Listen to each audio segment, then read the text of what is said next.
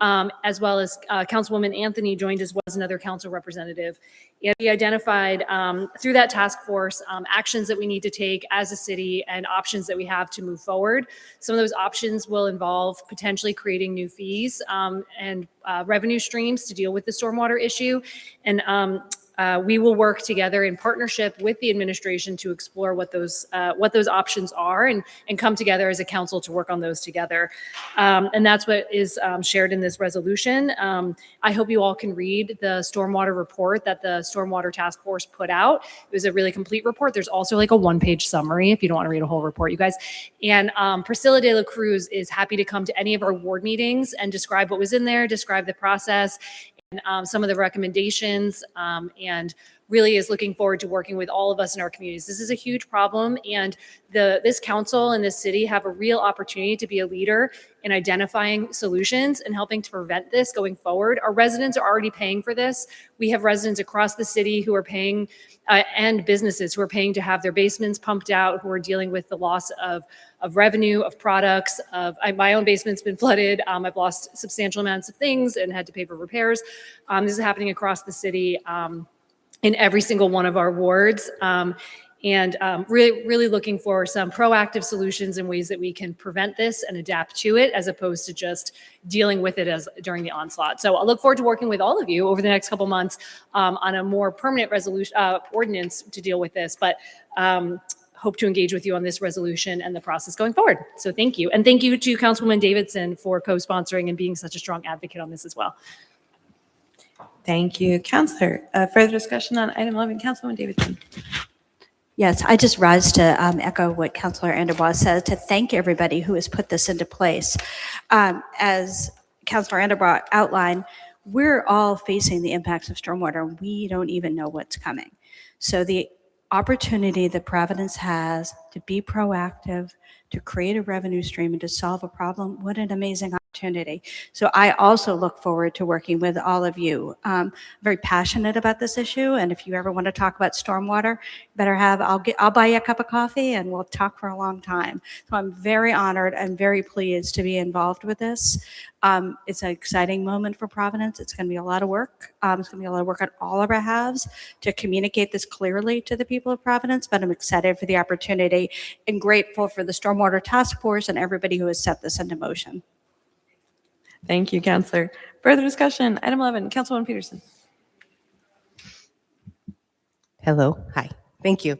I just wanted to thank you, Councilwoman Anderbaugh, for spearheading this here on our agenda, but also to Director De La Cruz, who's a Ward 14 resident. I just want to, and the task force that put all of this together, in Ward 14, we see these effects on a larger scale. If anybody knows where Ward 14 is, that Branch Avenue Plaza where you saw people kind of rowing in their canoes, that was us.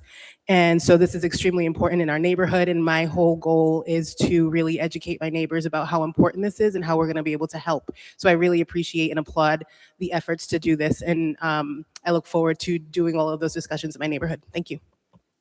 Thank you. Councillors, further discussion? Hearing none. All in favor? Aye. Any opposed? Any abstentions? The motion passes. Madam Clerk, please refer item 11 to the Special Committee on Environment and Resiliency. So noted. Item 12. Madam President, Majority Leader. motion to waive the reading of item 12 and pass on a voice vote. Second, Madam President. We have a motion and a second. Any discussion on item 12? Hearing none. Madam Clerk, please open the vote. The vote is open. The vote is now closed. You have 13 ayes and 2 absent. The motion carries. The matter is approved. Item 13. Madam President, Majority Leader. motion to waive the reading of item 13 through 15. Second, Madam President. We have a motion and a second. Any discussion on items 13 through 15? Councilwoman Peterson. Thank you. Clerk, if I could ask you to please read into, please read number 15 for us.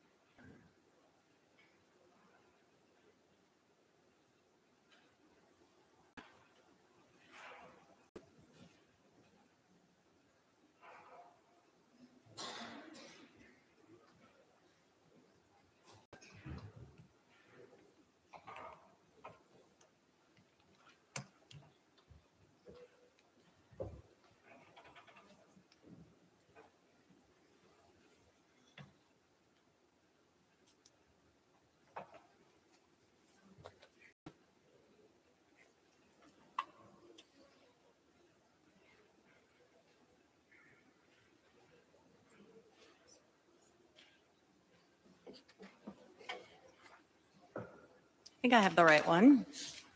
Whereas the snowstorm occurring on January 25th and 26th of 2026 deposited 17 inches and more of snow in Providence and in the surrounding area, marking the greatest accumulation of snow in a single 2-day period since 2022, as determined by the National Weather Service.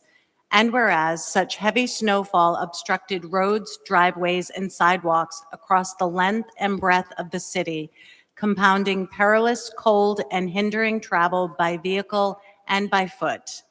And whereas the Department of Public Works, asserting that Providence is snow-ready, has nevertheless been characterized by residents as having a delayed and ineffective response to the storm, notably in the clearance of snow from sidewalks and from roads. And whereas such abundant and abiding concern amid constituents with the response of the city to the storm prompts frank and unwavering inquiry into what occurred during the storm and into what may be garnered for improved preparedness, especially as the city operates under a presumably shared understanding of climate change and its uncertainties as articulated in the current enacted comprehensive plan, as well as in city ordinances and policies. And whereas the Department of Public Works, formed under Section 1002 of the Home Rule Charter of 1980, is required to perform snow removal among the functions and responsibilities as may be assigned to the department from time to time. And whereas, amid the concerns shown by the residents of Providence toward the preparedness of the city for adverse weather events, the Providence City Council wishes to develop, am I doing good? Okay. Wishes, where was I? That's okay. To develop a comprehensive understanding of the efforts made by the Department of Public Works to contend with the storm of January 25th and 26th and its attendant effects. Now therefore be it resolved that the Providence City Council insists that the Department of Public Works diligently and rapidly prepare a report detailing the parameters developed for the management of the storm occurring on January 25th and 26th of 2026, including the timing and contract length for associated vendors and subsequent actions taken in the storm preparation and management. And be it further resolved that the report must also clearly state the number of personnel that were activated and during the storm and on each and every subsequent day engaged in storm control. And be it further resolved that in the interest of clarity and accountability, the report must also contain the department storm preparedness plan in place before the storm of January 25th and 26th of 2026 occurred. And be it further resolved that upon passage, copies of this resolution be transmitted to the office of Mayor Brett P. Smiley, to the Director of Public Works, Patricia A. Coyne-Fague, and to the Department of Public Works. Thank you very much, Madam Clerk, and thank you for the opportunity to speak, Madam President. These remarks are not about blaming the men and women of DPW. They showed up, they followed direction, and they worked within the parameters set for them. This is actually about the leadership, the planning, and the decision-making at the administrative level. The city's response to the most recent snowstorm was absolutely not acceptable, and the data confirms what residents have experienced on the ground. My data is as of Tuesday, because there was a lot of data coming from this morning, at least in my ward. But as of Tuesday, there were 366 snow-related service requests logged through 311, along with 128 additional complaints received through calls, emails, and the council's Contact Us page. That's clear that this was not an isolated frustration, it was a systemic failure. The real-world consequences of that failure were serious. Students were forced to walk to school in the street because sidewalks weren't cleared. The aftermath of plowing made conditions worse for many residents, particularly our elderly neighbors and those who are incapacitated, who were left blocked in by snowbanks and ice. Those were predictable outcomes of poor coordination, not unavoidable consequences of a storm. Most troubling, we learned, most troubling, we learned that an ambulance was unable to access the door of two young women who had been shot in Smith Hill. That is not political, that is not rhetorical, that is a failure to deliver basic emergency services to constituents in the city. When emergency responders cannot reach residents in crisis because of snow response decisions, the system has failed. The committee meeting on Tuesday revealed another critical truth. Many of the decisions that shaped this response weren't really made by the people on the front lines.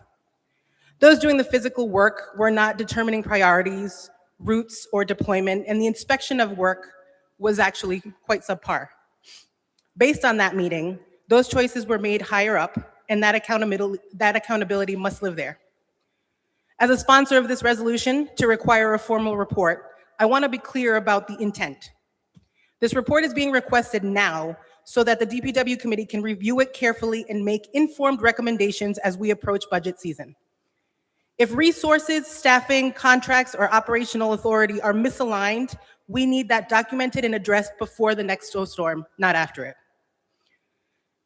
At this point, it is clear that we need to take the bull by the horns, and this council must remind this administration that we will execute our oversight responsibilities accordingly. We have been far too lenient in the face of consistent rhetoric from the top layer that does not match the residents' lived experience. The first failure was the failure to communicate once problems became evident. Silence and delay compounded an already poor response. What followed was a cascading breakdown that affected every single ward. And while accountability must be placed where decisions were made, the reality is that the consequences are shared by all of us. Every single constituent in this city can point to a concern, an issue, or a complaint that resulted from this response. Residents do not expect perfection. What they do expect is competence, transparency, and urgency when things go wrong. This response did not meet any of those standards. This council expects clear answers, measurable changes, and a plan that ensures safe streets, accessible sidewalks, and emergency access for every neighborhood moving forward. Our residents deserve better, and it is our responsibility to make sure that they get it. Thank you. Thank you, Counselor. Further discussion on item 15? Hearing none. All in favor? Council President, Oh, yes, Councilwoman Ryan. I have to rise. Councilwoman Harris and I, when we were elected back in 2014, sworn in 2015, we saw more snow in the city of Providence than I hope we ever see again. It was a deluge, storm after storm, hitting our city, basically shutting it down. It was bad. We had a snowstorm the other day. Was it bad? Sure it was. It was a lot of snow.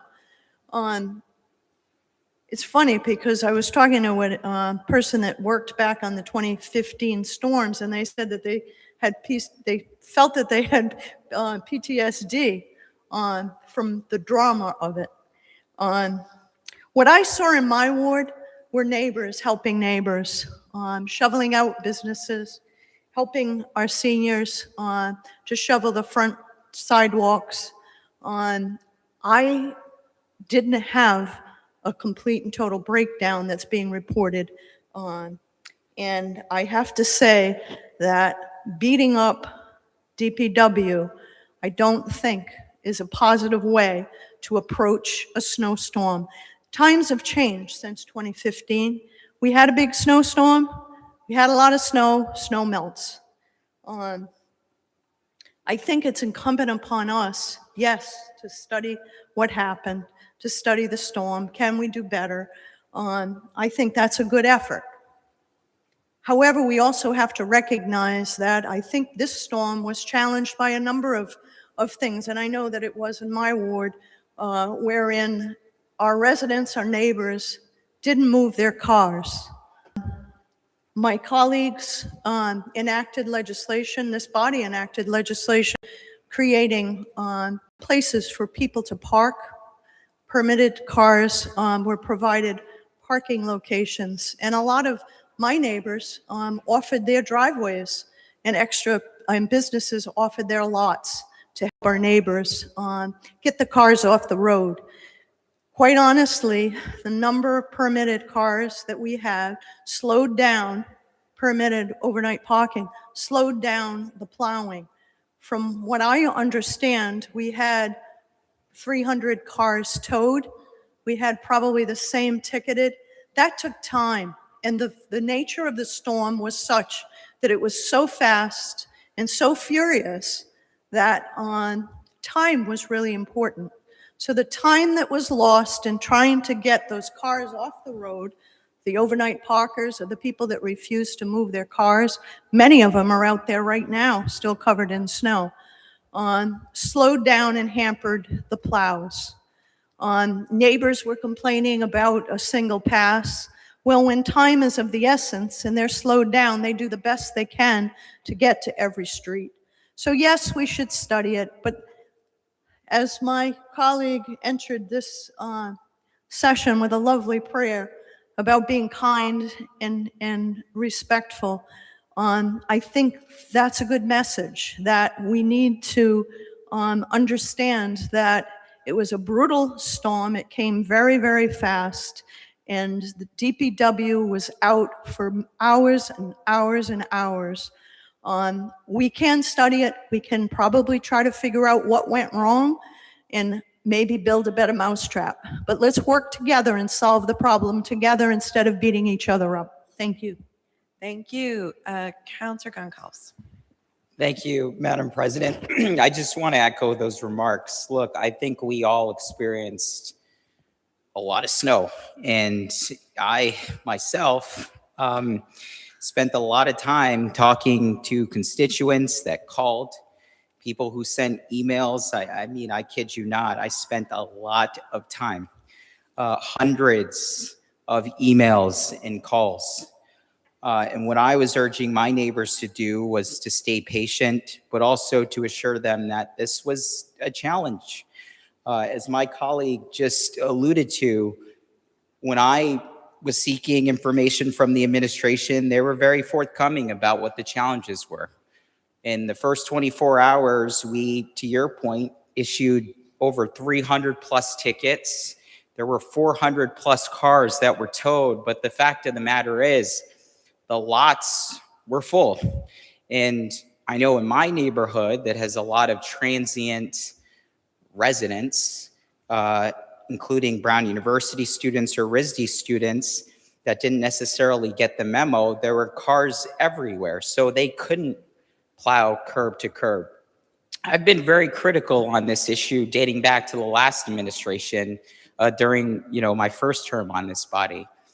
And I lived in Minneapolis, as I alluded to earlier in the meeting. And I remember I actually called up Tina today and said, hey, do you remember that resolution that I introduced a couple years ago? And it was about researching and studying the implications of alternate street parking during a snow ban. Minneapolis is a city that does it relatively well. I think that Providence should consider doing something differently. But I'm not here to bash anybody because, frankly, it was a lot of snow. I had constituents who were very frustrated, and I want to say for the record, I feel your pain, and that's exactly what I told every one of my constituents, and I listened to them and heard their perspectives. But I just want to remind folks, I had a constituent, for example, who reached out and said, I was just in Brookline this weekend and they did a wonderful job. And I had to remind that person that, look, Providence is a dense city. We have 1,600 roads. We have a lot of cars, more cars than other small cities and towns. So it's kind of comparing apples and oranges. And what I will share, even though I was equally as frustrated, I'm sure, as all of us, was a DPW that was trying to be as responsive as possible, a DPW and plow truck driver and people in the department who were trying to go back when things weren't done well. And I think in these times where, let's call it a crisis because it was, I don't know if questioning the competence of our city or our leaders is the constructive thing to do. I think the constructive thing to do is to say, how do we all work together to solve these problems? And we're going to have a lot of issues that we're going to deal with this year. And that's going to require a lot of discourse and dialogue. But I hope that we will do that respectfully. I hope that we will engage with each other respectfully. And we are willing to put our heads together to solve some of these problems. I'm not making any excuses for anybody. I was very frustrated having to respond to a lot of emails, and I was trying to be very patient throughout the process. But I will say that I don't question whether or not people were trying to do their best. I think people were genuinely trying to do their best. It was just a very challenging set of circumstances. And that's just my piece. Thank you, Madam President. Thank you, Councilman Sanchez. Thank you, Madam President. I wasn't going to speak on this item because, I think we've all have watched or participated in the hearing that we had with DPW on Tuesday. I think it was a very productive conversation. But there's characterization of this resolution that I disagree with by some of my colleagues. Multiple things can be true. This isn't anyone singling out individuals, characterizing people's qualifications. None of that is in this resolution. Multiple things can be true, but as city councilors, we have the direct, by charter, responsibility to oversee city operations and departments when they're not meeting the standards that our residents demand, expect, the taxpayers that fund all of our positions here on the city council. The mayor said it last week or early this week, losing track of time, that he was not satisfied with the city's response because his constituents weren't satisfied. And I think, I don't know if I can speak for all of you, but I'm gonna speak for myself at least. We got a lot of concerns, a lot of valid, specific issues on the parking ban being lifted, on curb to curb, on school resuming when there's still snow on all the sidewalks, kids walking on the streets, kids sitting on the streets waiting for buses. But they don't want to hear excuses. They don't want to hear valid excuses. Some of the capacity, people are voicing their concerns, their issues, their challenges, and it's our responsibility to work collaboratively with these departments, with the mayor's administration, to find solutions. And I think that's the intent and that's the spirit in this resolution. I don't think anyone here is directly attacking the workers of DPW. Those are Providence residents. They worked many hours in a row doing their best job, but for whatever reason, there's challenges that were presented, and I think it's on our responsibility to find solutions to those challenges to make the city the best city, the best ran city in America, like the mayor likes to say. Thank you, Madam President. Thank you. Further discussion, councilors. Councilwoman Anderbaugh. Just briefly, I also wasn't planning to speak, but just a quick note. I want to agree with what my colleague, Councilman Sanchez, was just saying, and highlight a few things. One is just agree. I saw with Councilwoman Ryan, I saw people across my ward helping each other dig out. We have such a strong and vibrant community here, and that's something I'm very proud of, and I know many of us are, immediately helping each other. And also, at the same time, many things can be true. And, I had businesses calling, say, hey, we've been here for years. We know snow happens. We've seen worse snow, but wow, this response is not working for me. I had a service worker call who was trying to get to folks in their homes. She couldn't even on Wednesday and was just so upset that she couldn't get to her clients. She's been doing this work for 20 years. She's experienced other storms, but this response was tough. And I think as leaders, it's our responsibility to say, we take responsibility. I had a professor in grad school who would say, what went well, what could go even better next time? And I think that's the spirit in which I know I've sponsored this and my colleagues have sponsored this, of saying, our residents deserve, as Councilwoman Peter said, competence and transparency. And we're just trying to make sure we're ready next time and we do better. It's not about finger pointing. It's not about, there were things that happened that were acts of God, and there are things that happen that are our own failings. And leaders need to recognize that and say, or what went well, what can go even better next time. And so we just want to know what happened so we can plan and do better next time. And I appreciate my colleagues who co-sponsored this. Thank you. Further discussion on item 15. Madam, Pro Tem Pichardo. I too wasn't going to speak on this, but it is about the latest storm and weather. And I want to say that this resolution is right on. We know that for a fact, the mayor already said, hey, we came up short and we have to improve it. And this is a way to get to the bottom and improve those processes. I want to commend Chairman Oscar Vargas for bringing them in and having them explain just what went wrong and the frustration that was illustrated during that hearing. And it was incredible. And I know that in the South Side and the West End, I got the brunt while going out and even some of the calls. And even to today, you go down Broad Street and people mention, the bike lanes. Bike lanes are wonderful, great, but there's fire trucks that can't even go through Broad Street and in some other streets that I've been to in different neighborhoods.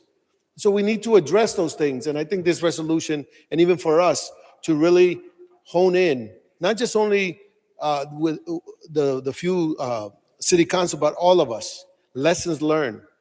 Because even the parking van, how that was issued and how long did it take? Even to today, we have businesses that haven't even cleared their front stores. And then you ask, who actually puts these tickets? Who's enforcing this? Well, according to the ordinance, police just got to drive up and give them a ticket. Now, we all know that this is an election year, and perhaps we don't want to ruffle the feathers, but this is real. It's impacting families. And by the way, it hasn't even rained. All those man covers, all those side streets, all the snow is covered. If it rains, we're going to have flooding all over the place. And I know in my neighborhood, torrential rain or anything that comes down, we're all going to be swimming again. And it's going to be brutally cold. Again, the same thing within the schools. We have to question within this resolution, how fast and how prepared were they actually to clear around the schools? You drove around schools and the sidewalks were at times weren't even cleared. Even to this today, just the corner where kids were actually could walk. I have photos of people in their strollers in the middle of the street. And I'm sure we all have those pictures. And we should all collect all that and learn from it, because whether we're here for the next storm or not, but we're going to get more storms and we're going to get more rain. And I think this resolution is right on, because we have to really put all hands on deck to ensure that DPW is responding in the appropriate way. And this is also not a knock on the employees or the director, whether she's qualified or not. I think she's well qualified, because we all agree that she's well qualified. But the problem is that we have a problem. And it was right in our face. And we need to make sure that we take the lessons learned and improve it fast. Thank you. Thank you. Further discussion, items. Madam, Councilwoman Graves. And just to remind everyone, sorry, it's 13 through 15 that we're discussing. 15. The incident that you were referring to was in my ward, and that street is still where the shooting was. Ambulance still can't get down that street. If something happens now, they will still have to run the stretcher down the street to get that person out. So Smith Hill still has not been done. Most of those streets have not been done. My street is finally getting down, because I don't call and say, I am the council person, come do my street. And yes, we did help each other, but we could not do all that snow by ourselves. So I will be voting yes for this bill. I'm not pointing my fingers at them. I think Sal and them did a very good job. I do. I just think it was a lot of snow. I don't think we had enough people. I don't think we had enough trucks. We have gotten so little snow that we may have gotten a little lax. It's not like 10, 20, 30 years ago when we were getting snow all the time, when we were used to having it. So those all have something to do with the way that we approach it. So we're not pointing our fingers at anybody. I'm not pointing my fingers at anybody, but I think this needs to be done. And I think we need to go about it saying, yes, this could have been done a lot better because, like I said, this snow is not going away anytime soon because we're going to be in a deep freeze for a while. And it's probably going to snow some more. So I'm not pointing my finger at the mayor. I'm not pointing my finger at the DPW. I'm pointing my finger in the fact that people are still concerned. People are still snowed in. I still see garbage cans where you can just see the lids of them that are still covered in snow. So that means people, what are those people doing? Their garbage has not been emptied. In how long now? 14 days, 15 days? So we need to pass this bill. We need to get something done so it doesn't happen again. And that's all we ask. So I will be voting yes. Thank you, Counselor. Further discussion 13 through 15? Hearing none. All in favor? Aye. Any opposed? Any abstentions? The motion passes. Madam Clerk, please refer 13 to the Committee on Finance, 14 to the Special Committee on State Legislative Affairs, and 15 to Public Works. So noted. Madam Clerk, item 16, please. Madam President, Majority Leader. motion to waive the reader item 16 and pass on a voice vote. Second, Madam President. We have a motion and a second. Any discussion on item 16? Councilman Vargas. Thank you very much, Madam President. I want to say thank you to everyone who came to the meeting. And this is something that we can give back to the community. Now we're getting these freeze temperatures. Every store ran out of salt. They don't have more salt. So we came up with this idea to have DPW to give salt for free to the constituents, to Providence residents. We asking for 2 locations. They got one on Jackson Avenue. I went to there, I took pictures. They cannot fool me.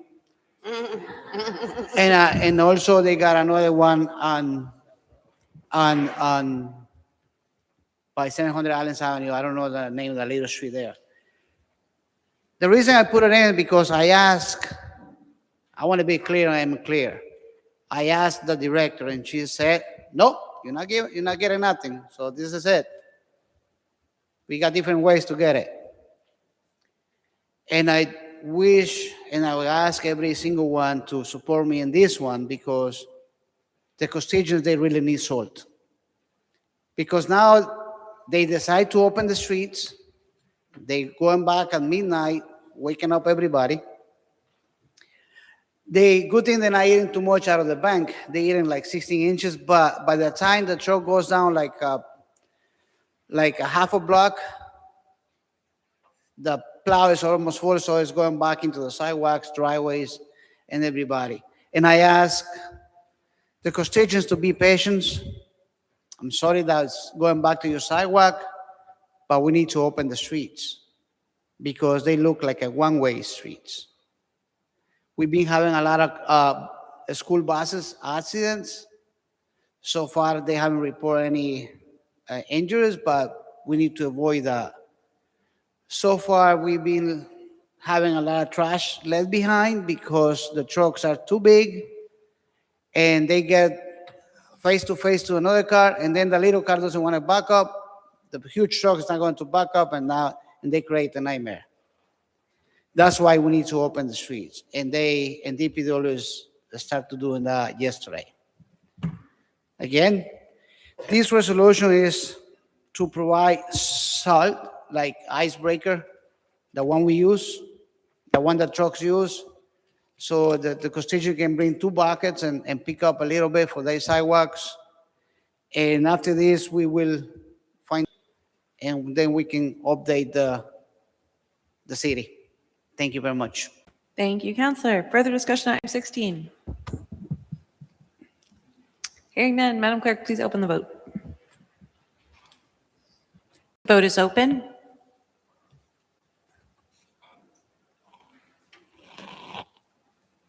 The vote is now closed. You have 13 ayes, 2 absent. The motion carries. The matter is approved on a voice vote. Thank you. Item 17, Madam President, Majority Leader. motion to waive the reading of item 17. Second, Madam President. Any discussion on item 17? Councilman Vargas. Thank you very much. I became famous again.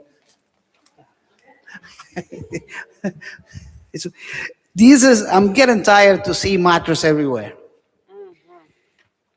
I want to. Everywhere.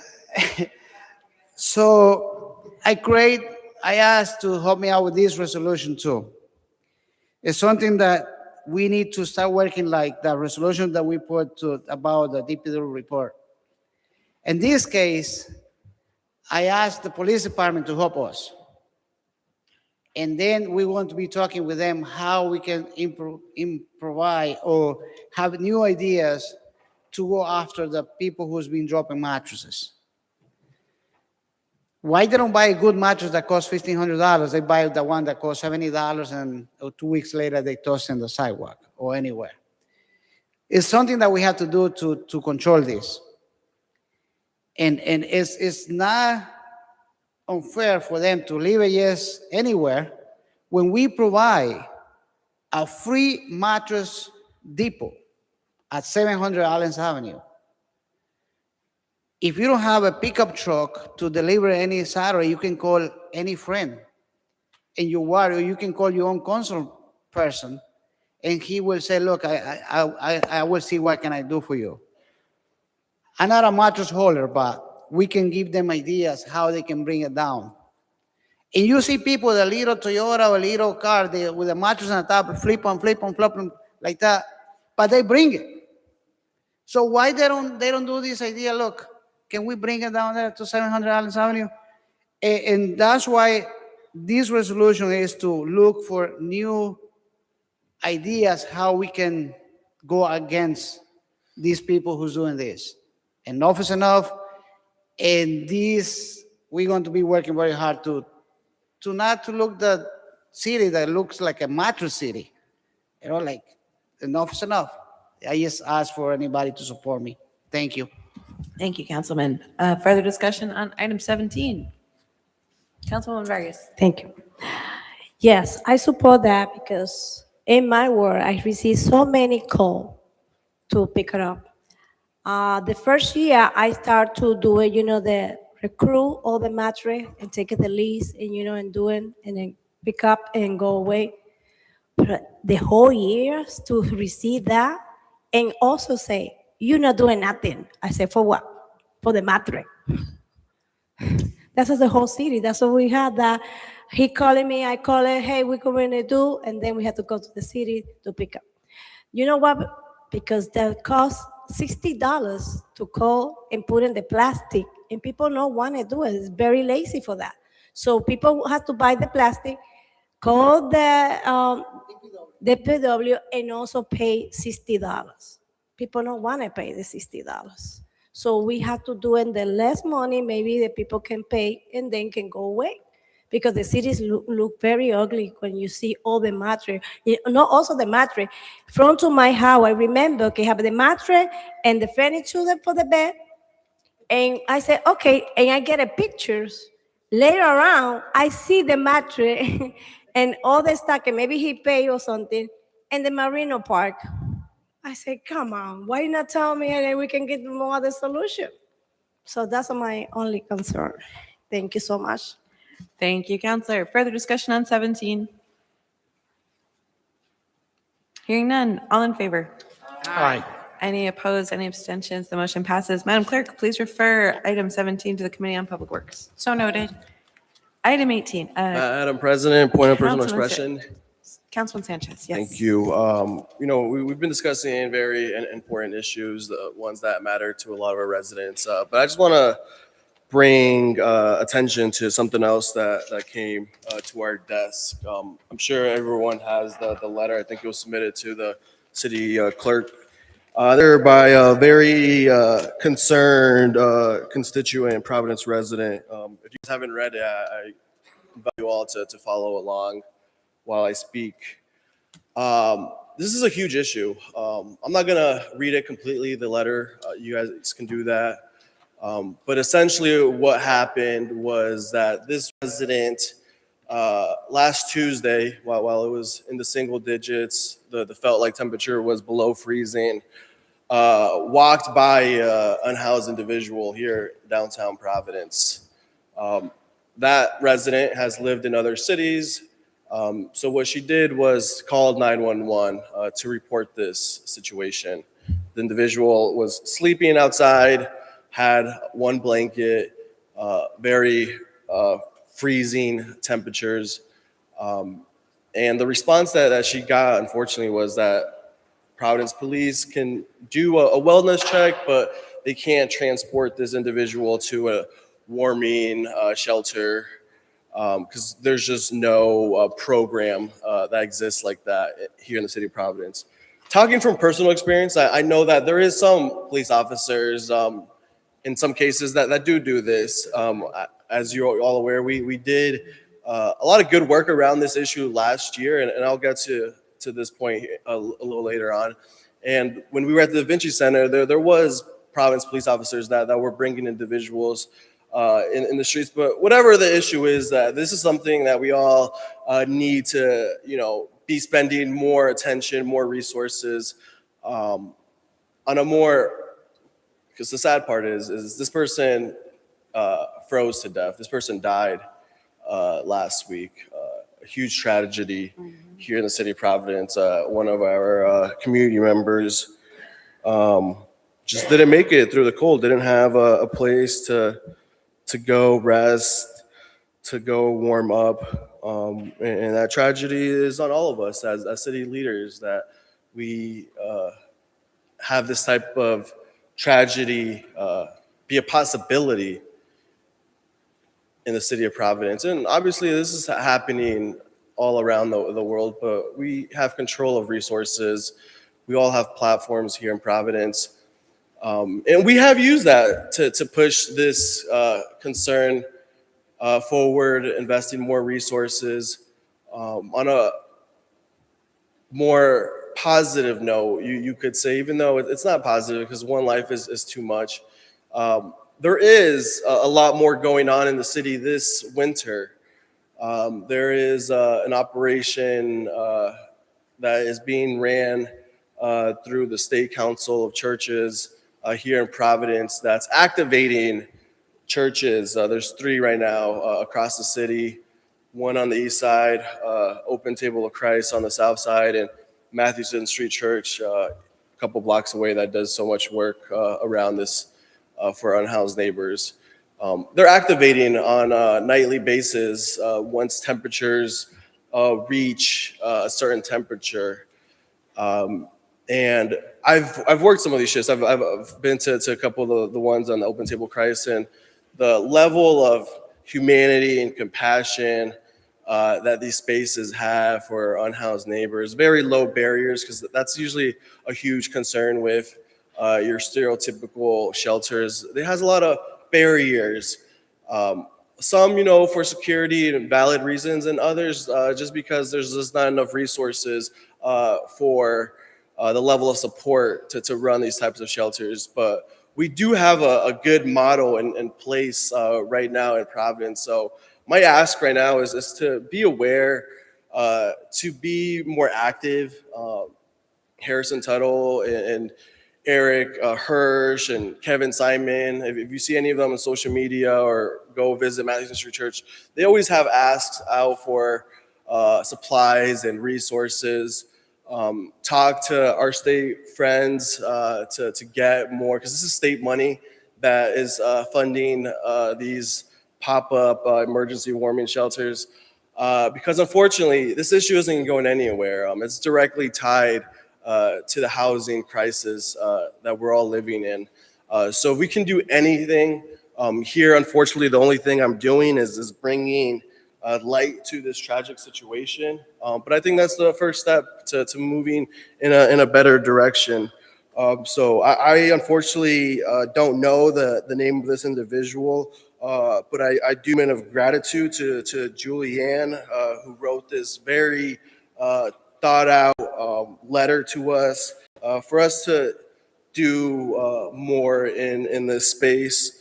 And I would just like to take a moment of silence to memorize this person that we lost here in the city of Providence, Madam President. Thank you.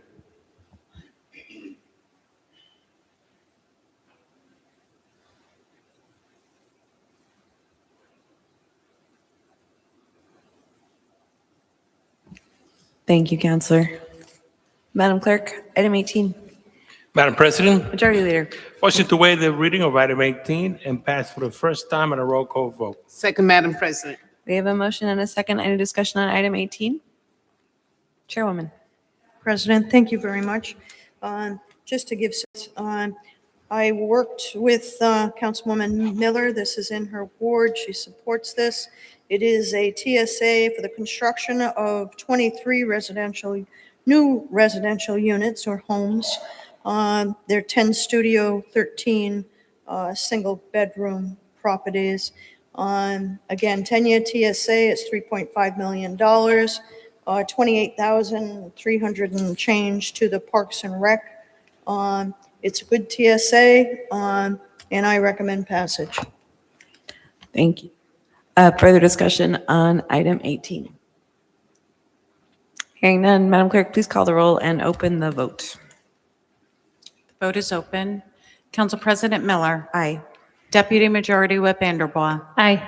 Councilor Davidson. Majority Leader Espinal. Aye. Senior Deputy Majority Leader Gonzalez. Aye. Councilwoman Graves. Deputy Majority Leader Harris. Aye. Councilwoman Peterson. Aye. Council President Pro Tempore Pichardo. Aye. Councilor Royas is absent. Councilwoman Ryan. Majority Whip Sanchez. Aye. Councilman Taylor is absent. Councilwoman Ana Vargas. Councilman Oscar Vargas. Aye. You have 13 ayes, 2 absent. The motion carries. The matter is passed for the first time on a roll call vote. Councilwoman Graves, can you do your electronic vote? Thank you. And that vote is also closed. Thank you, Madam Clerk. Item 19. Madam President, Majority Leader. motion to waive the reading of item 19 and pass for the first time on a roll call vote. Second, Madam President. We have a motion and a second. Discussion, Councilwoman Ryan. Thank you. Madam President, this is another one that I worked with you on, 20 America Street. It is a new construction of 23 residential units. Nope. It's one, wrong one. 386. Wrong one. Yes, I worked with you on it. It's construction of 4-story. First floor is commercial, 21 residential units on the upper 3 floors. $5 million project,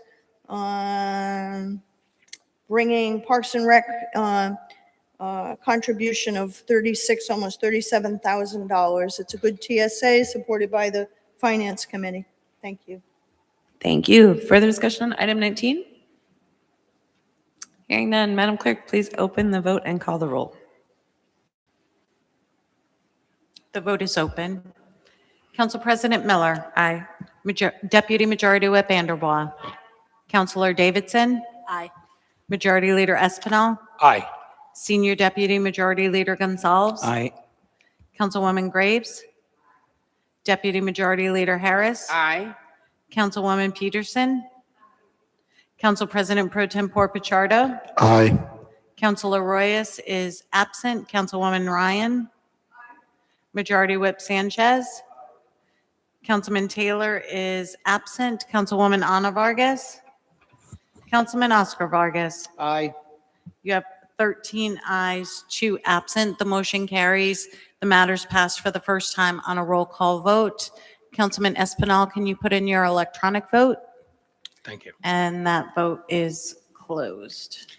Thank you, Madam Clerk. Item 20. Madam President, Majority Leader. motion to waive the reading of item 20 and pass for the first time and a roll call vote. Second, Madam President. We have a motion and a second. Any discussion on item 20? Counselor Ryan. Thank you, Councilwoman. Madam President. 157 Gano Street. I had the pleasure of working with Councilman Goncalves. This is a 34-unit residential building that is new construction. It's an investment of $4 million city. It is a 10-year TSA. It's got MBE, WBE, apprenticeship program involvement. Thank you. I move passage. Thank you. Further discussion on item 20? I have a right for a Pro Tem question. Pichardo, please. And I know there's several here, and are there any of these TSA with any affordable units staggered with what's the market? Are these all market rate? Are they 80% affordable? I'm sorry?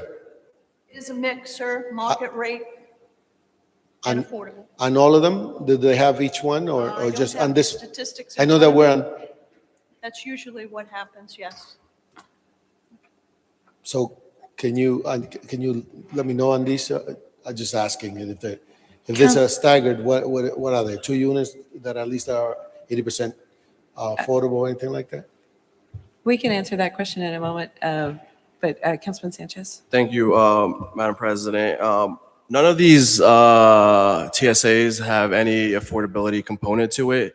I know that because I was in the finance meetings. Not to take away from any of these developments.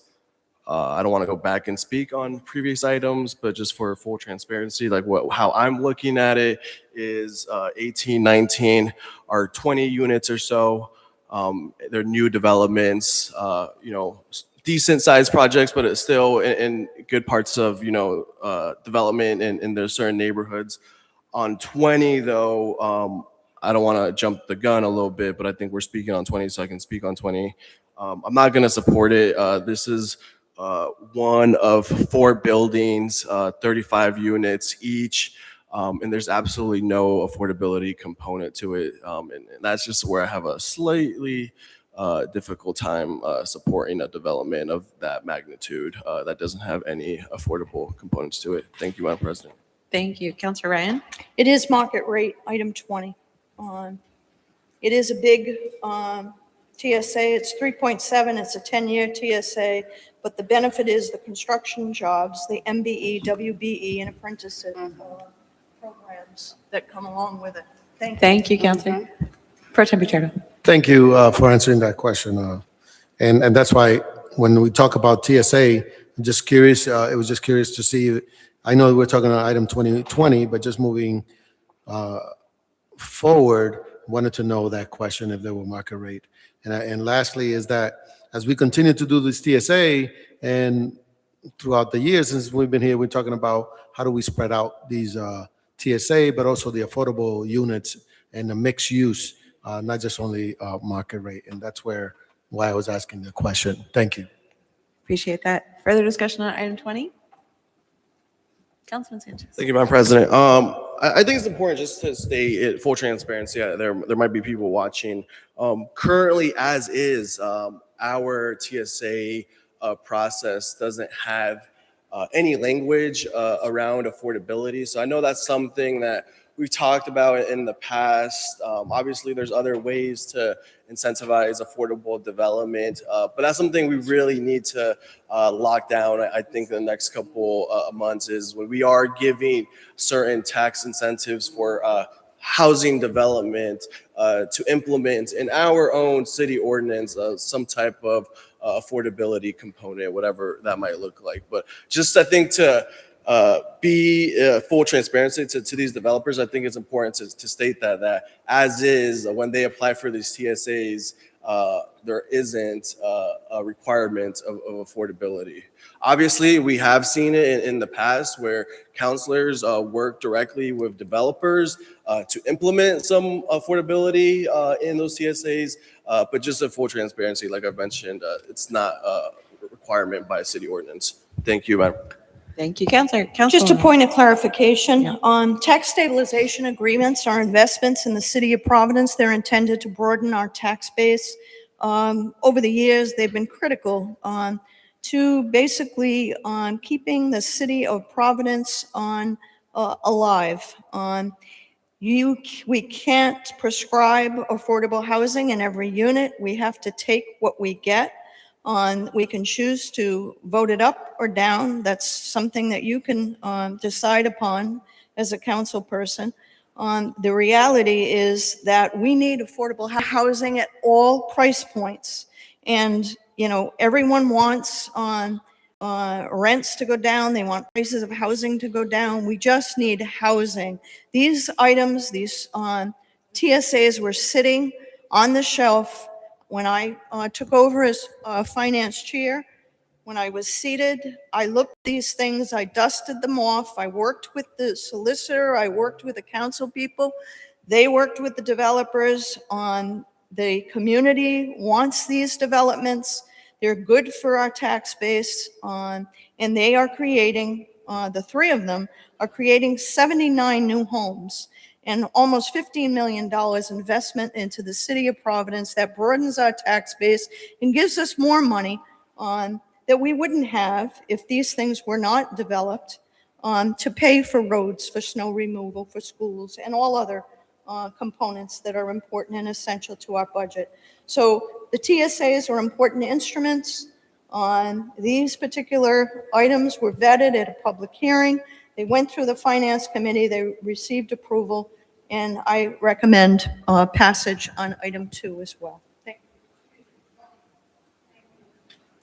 Further discussion on item 20? Majority Leader. Thank you, Madam President. We are currently in the process of vetting landmark legislation, which is the stabilization, rent stabilization legislation. And that is a response to the housing crisis that we have. So there are two common tools that we use in order to alleviate that crisis, which is the TSAs and also the Housing Trust Fund. Tonight we passed a resolution that calls for replenishing the Housing Trust Fund, supporting legislation to put that on the ballot. And this TSA, along with the other ones that we have already discussed, as Chairwoman of Finance says, it's 79 additional units of housing, and it's close to $15 million of investment in our city. These are our tools. One of our tools going to work to produce close to 80 units of housing.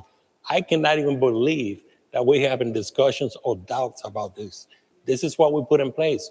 It's being fruitful. It's producing housing. So I'll be supporting it. Thank you. Thank you. Further discussion on item 20? For the Pro Tem Pichero. For the record, I just wanted to, I asked a question again, and I reinstate, and we all can agree that affordable housing is what we need, and housing is what we need in the city of Providence, and more of it. And I'm glad that we're taking those steps. But I also, again, reiterate that as we're doing these developments, that we also, as a city council, as a body, that we want the spread of affordable housing throughout our city. And that's why I asked the question.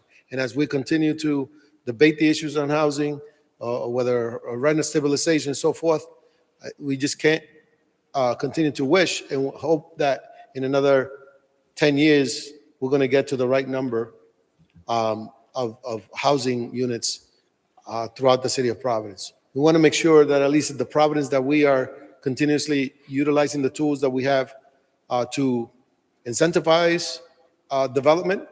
It is that we all share some of that cost and some of that wealth around our own neighborhoods. So that way all neighborhoods somehow have this equilibrium of income and families growing together in a sense, and not this disparity in income that we have, that we know in the city of Providence, that we know in the state of Rhode Island. And I just pose that question because I want us to bring us home as we continue to debate the issues of housing and making sure that we move forward with creating more housing in the state of Rhode Island and the city of Providence. Thank you. Thank you. Further discussion on item 20? Madam Clerk, please open the roll and, open the vote and call the roll. The vote is open. Council President Miller. Aye. Deputy Majority Whip Vanderbois. Councilor Davidson. Aye. Majority Leader Espinal. Aye. Senior Deputy Majority Leader Gonsalves. Aye. Councilwoman Graves. Deputy Majority Leader Harris. Aye. Councilwoman Peterson.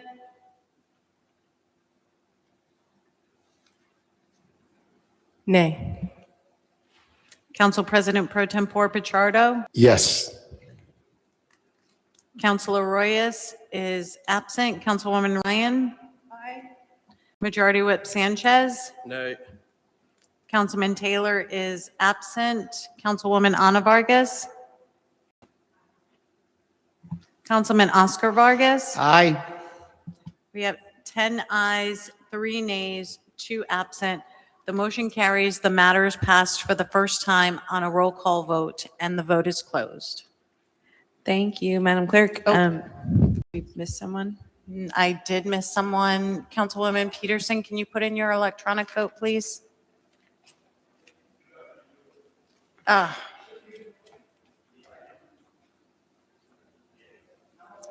everyone do an electronic vote again, please? On item 20.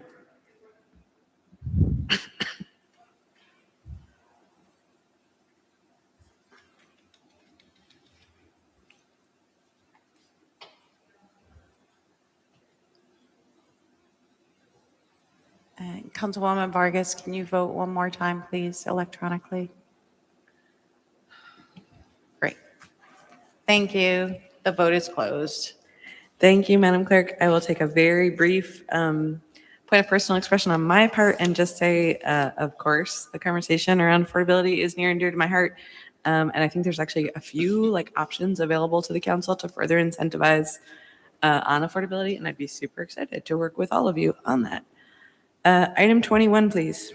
Madam President, Majority Leader. motion to waive the reading of item 21 and pass for the first time on a roll call vote. Second, Madam President. We have a motion and a second. Any discussion on item 21? Councilwoman Madam Ryan. President, thank Yes. you. This is 7072 Royal Drive. I worked with Councilman Royas on this. Developers went out to his community meeting. He supports it. His community supports it. It is a state-of-the-art auto body repair shop. Got great accolades. We had a public hearing on this one as well.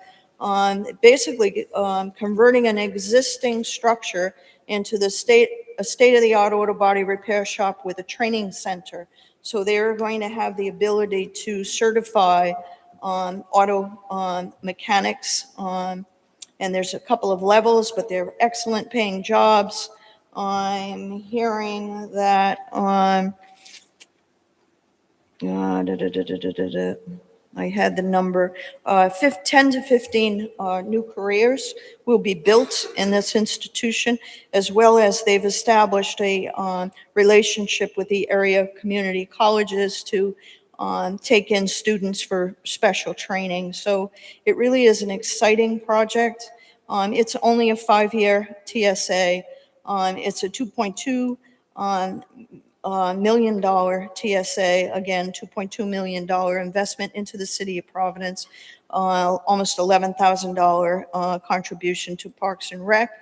It's a good program. It's actually a very exciting one. It was interesting to hear about and well received. Thank you. Thank you, Counselor. Further discussion on item 21? Councilman Vargas. Thank you very much, Madam President. This one is a unique one. It's not about housing. The one I like is because this one will produce jobs, 15 positions. Out of those 15 positions will be 15 people will be certified how to fix your Mercedes-Benz, the one who make money here to buy Mercedes and will get it done, or Toyota or Honda. But this is a unique TSA that I'm very happy to support because it's producing jobs. Out of these 15 people that will get it certified, they can open their own business or they can go work somewhere for another institution. The great idea is that the dealership will bring their own trained people to certify the body works personnel to get a better job. Will be position that will make over $100,000 a year. Plus, this institution, this building is going to pay over $80,000 in because if it's less than 50, you don't pay taxes, but over 50, you pay tax. Tangible tax. That's a plus. So this is a win-win. I want to say thank you to Councilman Royes for supporting this one. He's very happy. I told him we might have to apply one day and go work there. But please support this one. Thank you. Thank you, Counselor. Further discussion on 21? Hearing none. Madam Clerk, please call the roll and open the vote. The vote is open. Council President Miller. Aye. Deputy Majority Whip Vanderbois. Councilor Davidson. Aye. Majority Leader Espinal. Aye.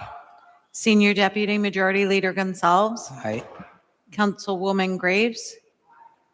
Deputy Majority Leader Harris. Aye.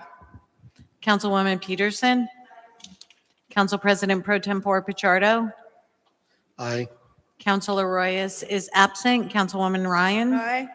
Majority Whip Sanchez. Aye. Councilman Taylor is absent. Councilwoman Ana Vargas. Aye. Councilman Oscar Vargas. Aye. You have 13 ayes, 2 absent. The motion carries. The matter is passed for the first time on a roll call vote. Councilwoman Harris, can you put in your electronic vote? And that vote is closed. Thank you, Madam Clerk, and counselors, forgive me, I cannot stay out of the fray tonight, but this item 21 is a really cool model. I very much appreciate it. I will remind us that part of what TSAs do is create jobs at every level. And for folks who were with me last term, many of you supported the efforts to make sure that those were even better jobs. So my 2 cents once again, but thank you. Item 22, Madam President, Majority Leader. motion to waive the reading of item 22 and receive and approve. Second, Madam President. We have a motion and a second. Any discussion on item 22? Councilwoman Vanderbois. Oh, sorry. Thank you, Council President Miller. I just wanted to rise and acknowledge Ward 3 resident Andrew Bramson, who is here tonight, and thank him for his service. I also just found out, so he's getting sworn in tomorrow, and I think his first meeting is on Monday. So thank you for getting to work so quickly on behalf of the children, the school children of the city of Providence, and all of us. And I'm grateful for you and your service, and proud that you are a Ward 3 resident. So thank you, Andrew. Thank you for being here. Thank you. Further discussion, Councilman Goncalves. Thank you, Madam President. Thank you for those remarks, Councilwoman Vanderbois. I'm bummed that you're not a Ward 1 resident, but we're super excited about your dedicated service to the city of Providence. I think what's really interesting about Andrew, for those of you who don't know him, is he was, I don't know if you're currently the president and CEO of Onward, We Learn, which has helped countless young people all across our state access college and career pathways and the support that they need to succeed. So really excited to have him representing District 1 or Region 1 in the city of Providence, which encompasses Ward 1, Ward 2, and Ward 3. Is going to be working alongside Corey Jones and the other members of the school board, and just want to thank you in advance for your service. So let's give him a round of applause. Sometimes a very thankless job, but it's all for the kiddos. So thank you very much, Andrew, for serving. Thank you. Further discussion on 22? Councilwoman? Thank you, Madam President. I just want to join my Ward 1 school board colleagues to say that this is, we're thrilled that Mr. Bramson is going to be representing this part of Providence on the school board. I truly look forward to working with you and other school board members as we think about ways to bring the Providence Public Schools into a bright future. And I also want to acknowledge the work of Ward 1 resident Melissa Hughes, who served on the school board and did a fabulous job. So thank you very much for joining in this effort. Thank you. Further discussion? Hearing none. Madam Clerk, open the vote, please. The vote is open.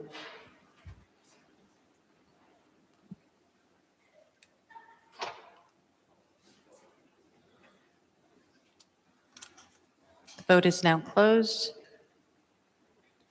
That is 13 ayes, 2 absent. The motion carries. The matter is received and approved. Thank you, Madam Clerk. Mr. Bramson, congratulations.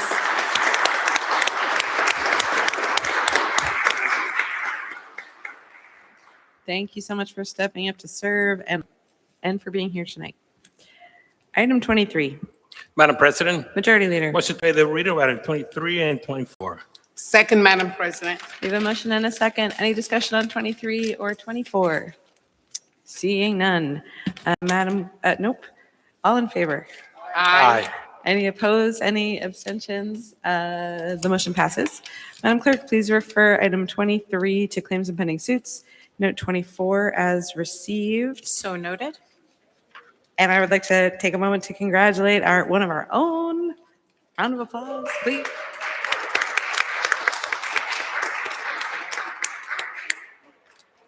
Thank you very much. Item 20. Madam President, Councilwoman Harris. may I have a moment of expression? Please. Of course. Thank you. I rise tonight just to help us get ready for Black History Month, all of us, to celebrate the history of this country. I started out in the council in 2014 along with Councilwoman Ryan. We have to keep reminding you of that because you guys won't see us next term, but I want to remind you that we were here. I was so surprised all those years that the city of Providence was not celebrating Black history. I, in partnership with Kayla Horton, found out that there's a lot of history, starting out with the East Side and the displacement. We're talking about housing tonight? All right, then that all started. I don't remember the year because Kaylin keeps up with all of that. However, it has been a beautiful opportunity to work with so many people here, so many of you who've showed up for the celebration. And I also want to say that I am very happy that the mayor's office have been able to take that up and continue it. I mean, so we don't have to be double celebrating. However, all the celebrations does start in the city of Providence, which represents all of us. So I want to invite you to enjoy Black History Month, find something to do, whether you're into culture or dancing or singing, whatever. Find Black History Month, especially studying the history of this country and Black America would be very, very good for each and every one of us. So I want to thank you and enjoy Black History Month. Thank you, Councilwoman. Councilwoman Graves? And I'm taking the rancher now, so. So we will be celebrating Black History Month in these chambers at the end of the month of March. Thank you, Councilwoman. Item 25.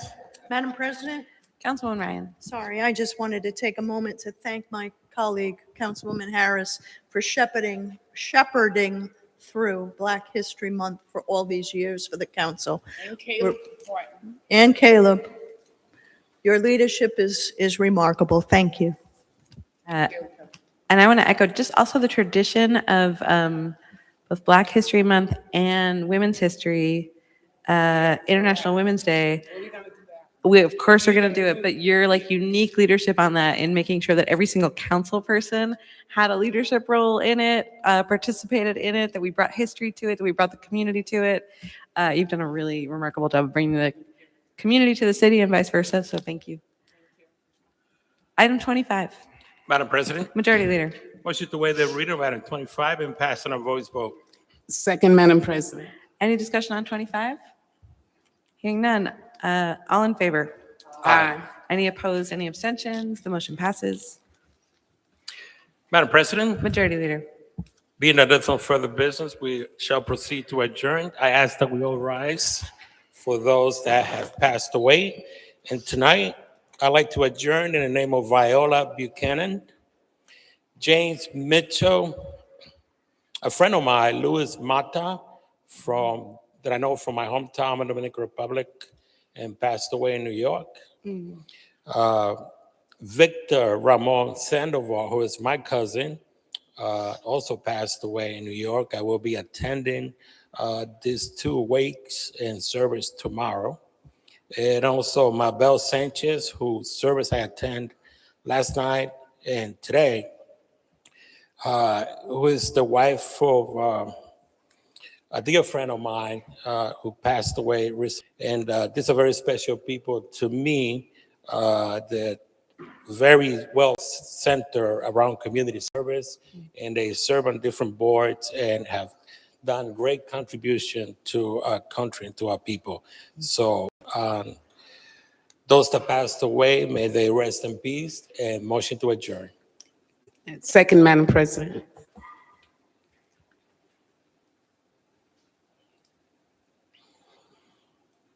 Any discussion? All in favor? Aye. We are adjourned. Majority Leader, deep sympathy for your loss. Thank you. Thank you. Oh, please, counselors, stick around for one moment. We're going to swear in Julie Polanco.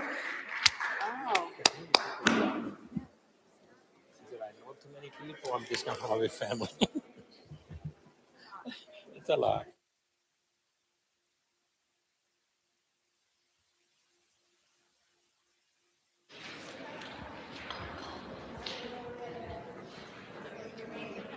Slow. Slow. Get your family in here.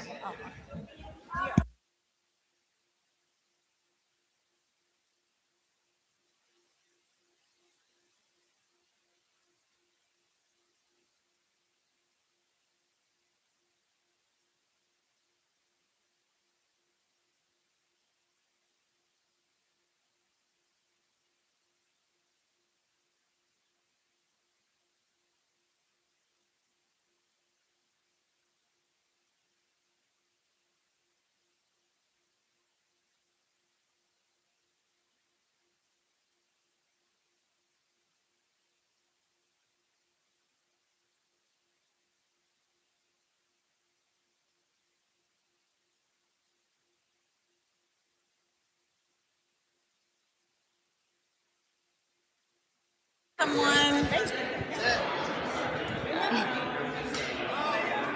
All right, you ready, Julie? Yes, I'm ready.